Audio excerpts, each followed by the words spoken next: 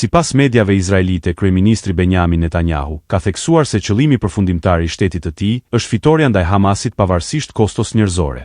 Lirimi i pengjeve është një qëllim shumë i rëndësishëm, tha ai për mediat në Jeruzalem, por prioriteti ynë është të fitojmë këtë luftë.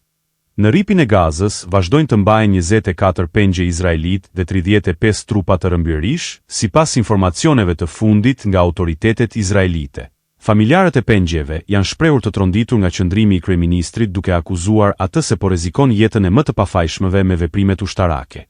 Kur kryeministri thotë se djali im nuk është prioritet, unë nuk kam asnjë arsye të mbështes këtë qeveri. Djali im mbahet i lidhur me zinxhir prej një viti e gjysmë. Qëllimi im tani është të rrëzoj Netanyahun që të shpëtoj djalin tim. Në të njëjtën linjë qëndrimi është edhe forumi i familjeve të pengjeve që ka reaguar me një deklaratë të prerë, duke kërkuar që kthimi i pengjeve të jetë prioriteti absolut i qeverisë. Kthimi i të rëmbyrëve nuk është më pak i rëndësishëm, por duhet të jetë qëllimi kryesor i qeverisë.